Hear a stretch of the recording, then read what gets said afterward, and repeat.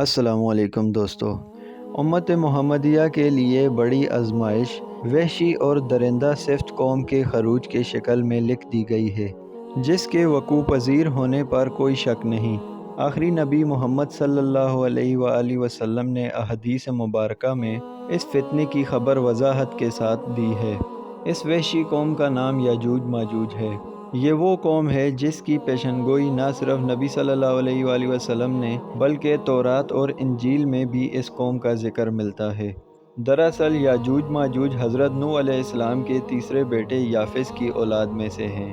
یہ لوگ شمالی مشرقی ایشیا میں زندگی بسر کیا کرتے تھے اور اپنے ارد گرد علاقوں پر ہمیشہ وحشیانہ حملے کیا کرتے تھے۔ ان کی آبادی چین سے لے کر مغربی ترکمانستان تک پھیلی ہوئی تھی۔ روایتوں میں آتا ہے کہ یاجوج ماجوج بنی آدم میں سے ہیں۔ اگر انہیں پوری دنیا میں چھوڑ دیا جائے تو تباہی مچا دیں گے اور لوگوں کی معیشت تباہ کر ڈالیں گے۔ ان میں سے ہر ایک آدمی اس وقت تک نہیں مرتا جب تک وہ اپنی 1000 یا اس سے زیادہ اولاد کو نہ دیکھ لے۔ ان کے چہرے ڈھال کی طرح ہیں۔ یہ لوگ لمبے قد کاٹ کے ہیں جو صنوبر کے درخت کے مانند ہیں۔ ان میں سب سے لمبا شخص 3 بالش تک کا ہوتا ہے۔ یہ جس جاندار کے پاس سے گزرتے ہیں ان کو کھا جاتے ہیں۔ یہ موسم بہار میں اپنے غاروں سے نکلتے ہیں اور سبزہ کھاتے ہیں۔ ان کے پنجے اور دانت درندوں کی طرح ہیں۔ ہزاروں سال قبل اس روئے زمین پر اللہ کے ایک نیک بندے کی حکومت تھی جس کو ذوالقرنین کے نام سے جانا جاتا ہے۔ اللہ نے ذوالقرنین کو زمین کے ایک بڑے حصے پر بادشاہ بنایا تھا۔ آپ نے مشرق و مغرب کا سفر بھی کیا تھا۔ مورخینوں کا کہنا ہے کہ ذوالقرنین کے مطابق قرآن مجید میں جس شخص کا ذکر آیا ہے دراصل وہ ایران کا عظیم بادشاہ خرس تھا جسے سائرس اعظم بھی کہا جاتا ہے۔ جب حضرت ذوالقرنین نے شمال کا سفر کیا تو ان کا گزر مشرقی ترکمانستان کے علاقوں سے ہوا۔ یہ علاقے 2 عظیم پہاڑوں کے بیچ تھے اور پہاڑ کے اس پار یاجوج ماجوج رہا کرتے تھے، اور ان لوگوں نے ذوالقرنین سے یاجوج ماجوج کی شکایت کی اور کہا کہ یہ قوم بار بار ان علاقوں میں حملہ کر کے فساد پھیلاتے ہیں، لہٰذا حضرت ذوالقرنین نے اس سرکش قوم کی یلغار سے حفاظت کی خاطر ان پہاڑوں کے درمیان ایک مضبوط دیوار تعمیر کروا دی جو لوہے اور پگھلے ہوئے تانبے سے بنائی گئی تھی۔ تعمیر مکمل ہونے کے بعد آپ نے اللہ کا شکر ادا کیا اور لوگوں کو آگاہ کیا کہ یہ دیوار وقتی طور پر اس قوم سے حفاظت کرے گی، لیکن ہر چیز فنا ہو کر رہتی ہے، لہٰذا ایک دن یہ دیوار بھی ٹوٹ جائے گی اور یاجوج ماجوج ان علاقوں سے نکل کر تمام زمین پر پھیل جائیں گے، جیسا کہ اللہ تعالیٰ نے قرآن مجید میں ارشاد فرمایا، یہاں تک کہ جب یاجوج ماجوج کھول دیے جائیں گے اور وہ ہر بلندی سے دوڑتے ہوئے آئیں گے اور سچا وعدہ قریب آ لگے گا۔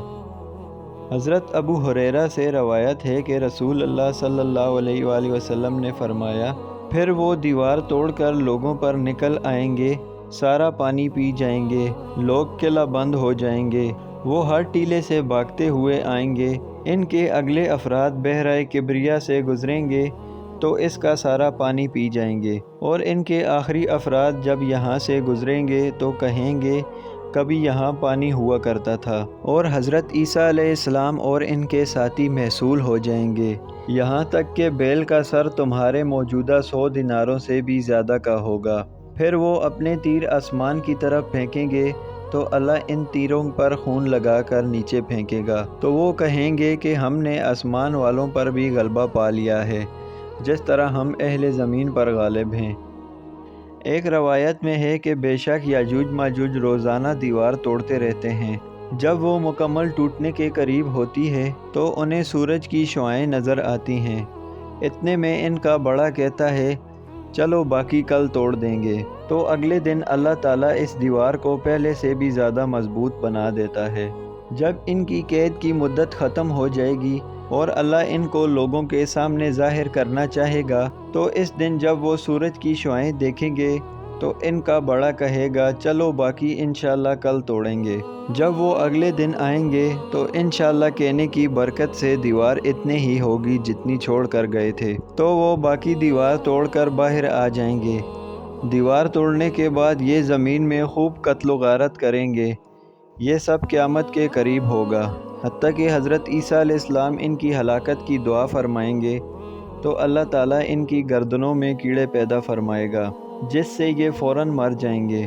پوری زمین پر ان کی لاشوں کی بدبو پھیل جائے گی۔ پھر اللہ تعالیٰ زمین پر ایک قسم کے پرندوں کو بھیجے گا جو ان کی لاشیں اٹھا کر جہاں خدا چاہے گا پھینک آئیں گے۔ یوں یاجوج ماجوج کا خاتمہ ہوگا۔ مورخین کے مطابق سرزمین قفقاز میں دریائے خضر اور دریائے سیاہ کے درمیان ایک پہاڑوں کا سلسلہ ہے۔ وہ ایک دیوار کی طرح ہے جو شمال اور جنوب کو ایک دوسرے سے الگ کرتا ہے۔ اس میں ایک دیوار کی طرح درہ بھی موجود ہے جو مشہور درہ دا ریال ہے۔ یہاں ایک قدیم تاریخی لوہے کی دیوار نظر آتی ہے۔ اس بنا پر بہت سے لوگوں کا نظریہ ہے کہ دیوار ذوالقرنین یہی ہے، جبکہ کچھ مورخین دیوار چین کو دیوار ذوالقرنین مانتے ہیں۔ یہ تمام نظریات اندازوں پر مبنی ہیں۔